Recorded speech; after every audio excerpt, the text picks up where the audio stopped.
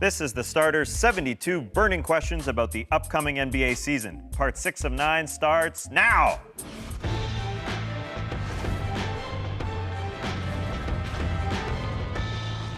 Good evening, sweet world, and welcome to part 6 of the Starters NBA season preview. Whether you're listening to the podcast, catching us on NBA TV, we're very, very happy to have you. I'm J.E. Skeets. Alongside me, as always, it's Tass Mellis. So close. We are so close. To our left, to your right at home, the Aussie, Lee Ellis. Lele. And as you can see, no Trey Kirby today because he's a little busy being a papa for the first time. Congratulations to Trey and Laura on their new little one. We're actually going to find out later in the show whether they decided to name her after Trey's favorite NBA player. That's an actual question during the hot seat portion of the show. Come on, open your eyes, baby. Don't you want to watch the Starters? Congrats to both of them on that. But before we get to all of that, we're continuing to tackle the 72 burning questions about the upcoming season. We left off at question 40, so it's time for question number 41. This is a good one.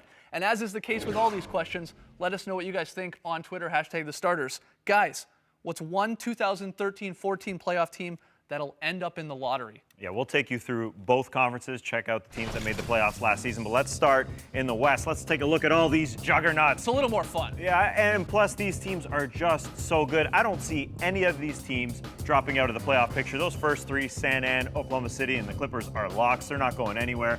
But here are where the questions start. Houston, Portland, Golden State, Memphis, and Dallas. Now, I don't think any of those teams are dropping out, and history is not on my side. Right. The Western Conference hasn't repeated all 8 playoff teams in consecutive years since '80. That's 34 years. That's a long, long time ago. But those 8 teams are just so good, and I don't see them dropping off. The chic pick, everyone's pick to drop out is the Portland Trail Blazers, because last year, people think they just sort of exceeded expectations. They started 31-9, and then we're close to a 500 team after that. Yeah, and a couple of big reasons people think they're going to drop out. No injuries. They were the healthiest team in the league last year. And Terry Stotts just didn't trust his bench. This starting lineup played by far the most minutes together. Now, they changed their bench a little bit. Steve Blake comes in for Mo Williams at the backup point guard spot, and Chris came in behind Robin Lopez. So not a whole lot. Not a whole lot, but I think Terry Stotts is going to trust this bench. Starting unit is exactly the same, and I think Steve Blake fits in oh so well with the backup guys, because he's going to play along with this man, Damian Lillard. Yeah. He's going to set Dame up, and this is Damian's 3rd year in the league. Mm-hmm. He's going to be fantastic. He's going to have a great year, and Chris Kaman subs in for Myers Leonard. I mean, that's just an upgrade. I think he can trust the bench a little bit more. I think Steve Blake is going to set guys up, unlike what Mo Williams did. I think this team is just as strong. And yeah, I understand they're not going to surprise teams with their offense. Right. But they had a fantastic offense because it's good. Well, the bench can't be any worse. That's the thing. This has been the least productive bench the last 2 seasons in the NBA. So they're going to need, not only Blake and Kaman, the new guys, but I think even their young guys like Thomas Robinson, C.J. McCollum, who had an injured-riddled year last season,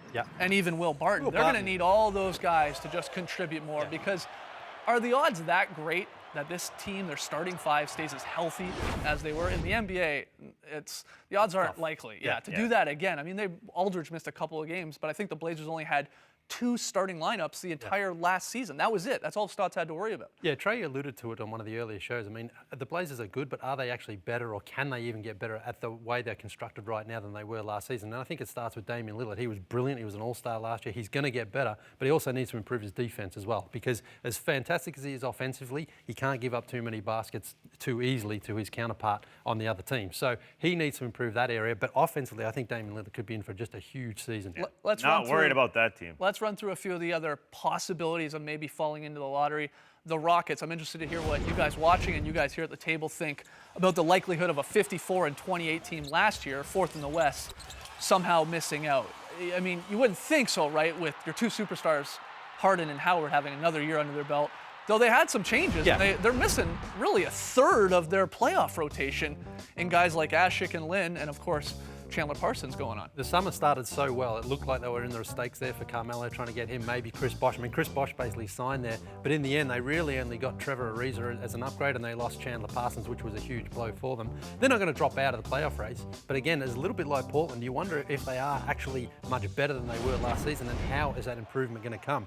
Because Dwight and James Harden, they're fantastic players, but outside of that, they don't have a lot of other guys who are really going to move the needle too much. Yeah, but you got to think that this was their first year together last year. They won 54 games. They were totally fine, and I'm okay with the guys that they lost because it's just less drama. I mean, you remember Omer Asik wanted to get out of Houston, and we kind of thought, well, this is kind of a cloud hanging over their team. He didn't make a huge impact on the court. He made a bigger impact off the court. When we saw sad Omer just shaking his head over and over again on the sideline and twiddling his fingers there. And the same goes for Jeremy Lin, in my opinion. I mean, he started when Patrick Beverley goes down, but now we know what this team is. This team is James Harden and Dwight Howard, and alongside them, guys who are gritty and just will grind with Patrick Beverley and Trevor Ariza. And the power forward spot's a bit of a question to me, but they're going to come together even more so this year. I don't really question it. I think they just know who they are a little bit more. I think James Harden and Dwight Howard are ready to lead this team, which I didn't think was the case last year. They need to be. I mean, the way they flamed out in the playoffs last year was very disappointing. They had a home court advantage. They'd owned Portland during the regular season, and they lost in 6 games. That was very, very disappointing. They weren't expecting that at all. They would have faced San Antonio, who they'd swept up until that point during the regular season, the next round. Now, obviously, we don't know what would have happened had they played them, but for them to maybe look a little bit ahead, they probably overlooked Portland a little bit. That's something they have to understand. That we're not talking about the playoffs here. I they know, were just talking about the regular season. I know, but they've got to make sure that they take care of business when they do, and they don't have any disappointments like they did last season. Well, let's move from one Texas team to the other one. The one that just got in there, just snuck in there, the Dallas Mavericks last year, put up a heck of a fight. This if you is remember, intriguing. against the San Antonio Spurs in the first round, took the Spurs to 7, which, I mean, hats off to that squad and Rick Carlisle for doing that. I mean, I know the Spurs took a little bit while to get going there in the playoffs, but this is an interesting team because, like some of these other teams we're talking about, they've had a lot of changes. In comes Chandler Parsons, Tyson Chandler's back, Jameer Nelson's there, Richard Jefferson, and then leaving guys like Vince, Sean Marion, veteran guys, Jose Calderon, Samuel Dalembert, DeJuan Blair, lots of changes. And I have the utmost respect for Rick Carlisle to coach a playoff team, no matter how great the competition is in the West. But the question mark to me with the Mavs is Jameer Nelson and Raymond Felton as your point guards in place of Jose Calderon, who was very, very underrated for this squad last year. Do you see this team as a possibility of falling out, or you think, I guess, Tassie, you think they're in well again? Yeah, I think they're better. And I think Jameer Nelson can be as solid as Jose Calderon was last year. They know what they're going to expect out of Jameer. Shooting the basketball, he's been horrible for the last little while, Jameer. Yeah, I Shooting think the three-pointer especially. Yeah, he is going to be the perfect guy. He had to do too much in Orlando. Just ask him to just sit out there at the three-point line while him and other guys create, and they are so creative. Rick Carlisle is so creative in getting guys open shots, and that's how Jose was fantastic. Just watching him in the preseason, they've got these fantastic little dribble, drop-off, handoff moves where Tyson Chandler will drop it off to you after you picked on the other side. It's just, there's so much happening with Rick Carlisle's offense. I'm just looking forward to watching what they do. Mark Cuban said some of the old school basketball guys are going to look at us and say, what the hell are you guys doing? And I hope we do that on the show because it's going to be excellent to watch. And they're going to sort of take after the Spurs a little bit too. This team is just going to be good. The offense is not going to be a problem with the Mavs, but one injury to Tyson Chandler, and I'm questioning their defense, which is already bad. He's coming in there, that's going to help, but if he goes down, there's not a whole lot of depth there up front. Let's go to the East, though, and for our real pick, I think, to this question about which 2013-14 team would most likely fall out in the lottery. Are we all agreeing that is the Indiana Pacers, despite being the #1 seed last season, the most likely team to fall out here? Yes. Yeah. There's no other way around it. No, it has to be. They lost 2 of their top 3 scorers from last season. Paul George, obviously, to that nasty injury, and Lance Stevenson went to Charlotte. And they struggled to score the ball last season. Yeah. I really don't know how they're going to score enough this season. Now, it's great to have a good defense. We know Frank Vogel's teams always defend very well. But you still have to be able to go out there and score enough points, and I don't think they can. Well, they lost their incredible defender in Paul George. Yep. So that's going to be a problem. They had the first-ranked defense, and they had the 23rd ranked offense. And no matter what Frank Vogel says, that these guys will sort of set picks for Rodney Stuckey and CJ Miles, and they'll be able to get into the lane because of those picks. Well, I don't see the ball movement happening. I see a very stagnant offense. I don't see, other than Rodney Stuckey, who is a decent dribble drive guy, I don't see them getting to the hole very often. And the loss of guys like George and Stevenson again on the offense. I mean, the numbers back it up too. Yeah. Just the percentage of what they were giving that guy, their team, in terms of points and rebounds and assists, 3-pointers. I think Lance and Paul George nearly combined hit 50% of their threes last year. I mean, like, just so much offense here to try and fill. That's going to be the difficult. But it's pretty rare for a number 1 seed. I know this is a different circumstance here with the injury, especially to Paul George, but it's pretty different for a number 1 seed to fall out the next year and not even make the playoffs. Since we've gone to that 16-team playoffs, only 3 teams from number 1 seed to the next year missing it. The Cavs 09-10 next year. Well, they went 19-63, and we know why there. Timberwolves did it back in the early 2000s, and the Bulls there in the late 90s. Yeah, the Bulls and the Cavaliers, obviously, they lost LeBron and Michael Jordan. But the Indiana Pacers, I mean, they've lost maybe the equivalent of a guy who puts out that much in the 2 top players. So it's going to be tough for them to stay in the race. Again, let us hear what you guys think on Twitter. Hashtag the starters. Which team from the playoffs last year most likely to fall out? Got to take a break. Lots more still to come. Our favorite under-the-radar moves of the offseason, and who will be in the running for this season's most improved player. So don't go anywhere. You're watching the starters.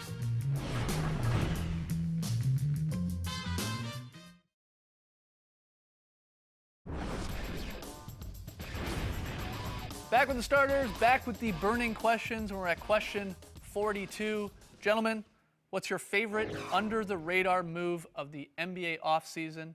As we do with all these questions, let us know on Twitter, hashtag the starters. But our answers, as so. Tass likes Anthony Morrow, signing with the Thunder. Lee likes Leandro Barbosa, signing with the Warriors. Trey, still doing his homework, despite just having a baby. He likes Spencer Hawes, signing with the Clippers. And I like 2 moves that the Raptors did, both acquiring Lou Williams and getting back James Johnson. But Tass, why Morrow with OKC? I think Anthony Morrow is going to make a huge playoff impact. All I can think about when I think about the Thunder's playoffs last year was Thabo Sefolosha failing to pull the trigger. It was very, very painful to watch. Now, you play alongside Kevin Durant, Russell Westbrook. All you have to do is stand out at that 3-point line and make threes. Anthony Morrow can do that. He is the number 3 active 3-point shooter at 43%. He shot 45 last season, and 40% of his shots come from 3-point land. Now, he's 6'5". He's not a great defender, so I'm not sure how much playing time he's going to get during the regular season. But in the playoffs, just throw him out there alongside Kevin Durant, Russell Westbrook. The guy is going to make shots. If he was in there instead of Thabo Sefolosha last year, I think they beat the Spurs. Interesting. If he just pulled the trigger and hit 9 to 12 points out there, sort of like Deshaun Stevenson did with the Dallas Mavericks a couple of years ago, they're winners. Tass looking ahead to the playoffs. Yeah. Lee, what about you? The Brazilian blur. You like that? Yeah, I think the Warriors did well to acquire him this offseason because last season what they really lacked was bench help, especially at the point guard position. And I think Leandro Barbosa comes over. He's a former 6th man of the year. I think he's still got some left in Well, the I tank. think he does. I mean, I know last season he ended with an injury and he has blown out his knee as well in the past. But I think it's an upgrade over what they had last year. They had Jordan Crawford and they had Steve Blake. Steve Blake's serviceable, but I think Leandro is still capable of going out there and putting up 20 points on any given night. He's a bit bigger. Not a great defender, but they also got Sean Livingston as well. I just think that's a really big upgrade for their most important position, which is behind Steph Curry. I like 2 moves, smaller moves, under the radar moves, whatever you want to call them, that the Raps did. First, acquiring Lou Williams in a trade. And all it cost them was John Salmon's contract for Lou Williams and Bebe, which was a nice pickup. But he had a down year in Atlanta. He was coming off injury, but Lou Williams can be a tremendous off-the-bench scorer for this squad. And the Raptors could always use that. He's already shown it in preseason, hitting game winners.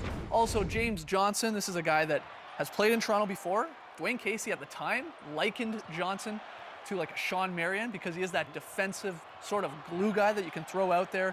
I love it. He should be able to give you 20 minutes a game. He can play multiple positions on the defensive end.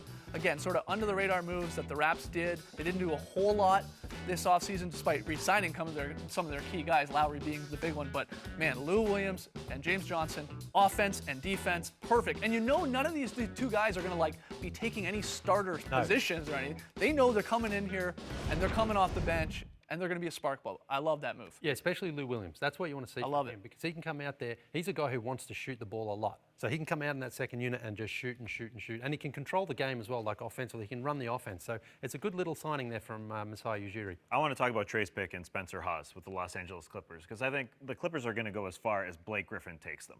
And I don't think Blake Griffin has ever played with a guy like Spencer Hawes in the front court. Just think about spread four shooters alongside Blake Griffin when this man can go to work. Spencer is a fantastic three-point shooter. He will bring that defense towards him. There's no question about that. That just doesn't happen with DeAndre Jordan out there. The Clippers just haven't had a guy like that. Blake is going to continue to evolve in year 5. He's going to be an even better player. You got to play him one-on-one with Spencer out there. You can't just fall back off Spencer Hawes. I think this is going to be key. You're going to see some possessions in the regular season, the playoffs, where Blake just embarrasses people, because what are you going to do with Blake? I think he's bringing that or improving that jump shot. You're going to come out and play that? Well, that athletic man's going to go right by you, and I think Spence helps out there. All right, next question. Question 43 of our 72 burning questions here about the upcoming season. My favorite one, guys. Who will win the most improved player of the year? Our 4 answers. Again, Trey doing his work. Hats off to Trey Kirby. Tass likes Markieff Morris with the Suns. Lee, you're going with the Greek Freak. Yes. Trey likes Ty Lawson as an MIP candidate.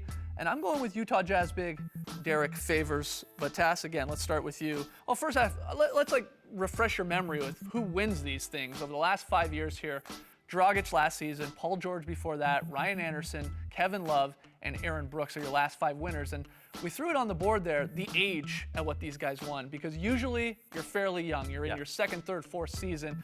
Dragic was a bit of an anomaly there. You know, Hito Turkoglu comes to mind. He was older when he won it. But usually you're young.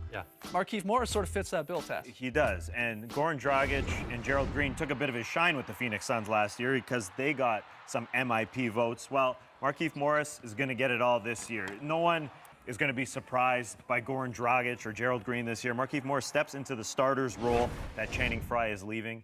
And year 3 last year, his numbers were fantastic. Jumping from year 2 to year 3, it was 14 points and about 6 boards or so. This year, going into the starter's role, he's going to play about 36 minutes. You extrapolate that, 18.5 points, 8.5 rebounds or so, just because he gets starters minutes. And sometimes when you don't play a lot of those minutes, there's a reason for that, because you're not good enough to play those minutes. Well, Markieff is going to do that, and he's going to do it well, because he deserves those minutes. He's a very good player, and the Phoenix Suns are an interesting case, because we thought, okay, they got this good, they got to 48 wins, they must be going outside of their own franchise to go grab a star. Well, no, they just said, hey, we're going to do it with our Morris twins, give some money to those guys because they believe in them. And how can you question the Phoenix Suns with what they did last year? I believe in them as well. I think Markieff Morris is going to be a very, very good player. Lee, you picked your man crush. Yeah. The Greek Freak, Giannis. Giannis Antetokounmpo. I mean, we saw him in Summer League. Now, if he's your man crush, you should learn how to say his name. So it's not easy. I thought he was really, really impressive at Summer League. Not for the numbers. I'm not looking at the numbers. Just the way that his confidence grew. His ball handling was fantastic. Jason Kidd's talked about maybe using him as a point guard. I don't think he's obviously going to play that role as a point guard. He could fill in. He's a nightmare matchup for opponents when he does play that way. But last season, 7 points, 4 rebounds, 2 assists in 25 minutes. I just think statistically, you're going to see those numbers almost double this year, which is going to throw him right into the conversation. I'm going Jazz big man Derek Favors. He's improved every year he's been. This will be his 4th season. He's only 23 years old. And from what I've heard, you know, this guy's gotten in better shape, which is scary to think of. And I like that he's in a new coach, Quinn Snyder's system. I think that's going to benefit him as well. Over the final 2 months of the season, I mean, you want to talk fantasy basketball, this guy was a stud too. He was ranked something like 25th, 26th over the final 2 months of the season. So there's a look at his minutes and his numbers increasing the first 3 years. I think it goes up and up. You know, he could be an 18-10 guy in this league. With all these picks, you wonder if it matters how great their team is. The Suns sort of an exception probably to the Jazz, who aren't expected to be good. The Bucks not. If Trey Burke can improve like he should, is expected to do, that should help Derek Favors' game. Let's hear what people think. Hashtag the starters. Let's hear your most improved player predictions. Got to take a break. Lots more still to come. We'll get to social media, baby names, and who will lead the league in scoring. Is it Melo? We'll debate it. Hot seat fun next.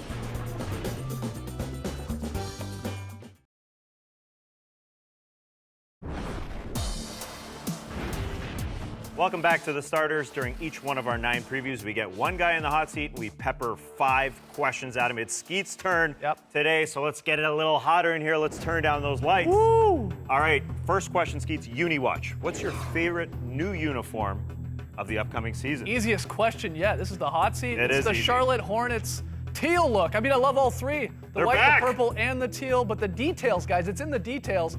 Look at the diving Hornets logo on those teal shorts. They're going to wear those things 16 to 20 times this season. Love those. All right, let's take it to Twitter and Instagram for this next question. Which player is your social media MVP? You'd think I'd go Swaggy P, but I'm not. I'm going DeMarcus Cousins. Keep an eye on him on the Twitters and the Instagrams. Here he is taking a photo with Nick Stauskas feeding him some Gatorade. He's putting in work early in the preseason. And then this one. Snapped a photo of Stauskas on the plane, taking a photo of his NBA money, probably to send it to his buddies. I love that. DeMarcus, social media MVP. The per diem dollar bills. That's Right. great stuff. Now, we've talked about the best backcourts throughout the preseason, but what is the best front court in the NBA this season? In its entirety, I think it's the Cavs. You got a 4-time MVP in LeBron James. You've Not got a an bad all-star start. Yep. in Kevin Love. He's going to put up 20 and 10 in his sleep.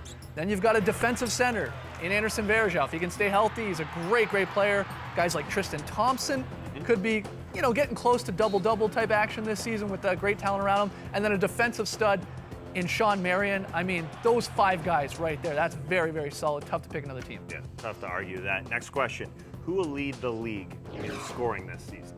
Oh, don't overthink it. It's Kevin Durant again. I know he's injured to start the season, but he's going to come back. He's going to get his shot attempts. He's going to get his points. He scored 32 a game last season.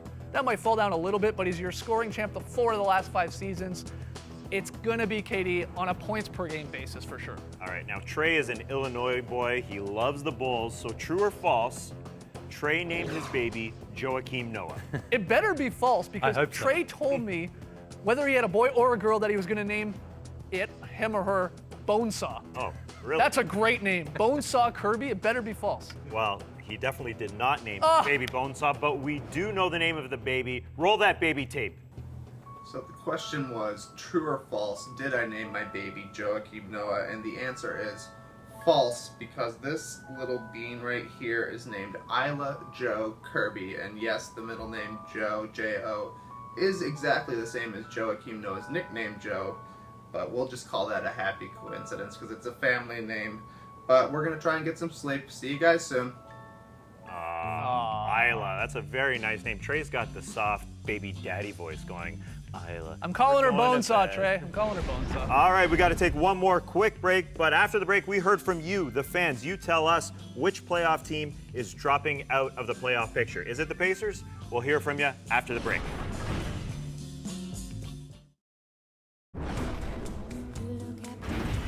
Back with the starters. We talked about it earlier in the show. Which 2013-14 playoff team most likely to end up in the lottery? We threw that question at you on the starters Facebook page. 80% of you agree with us and say it's the Pacers.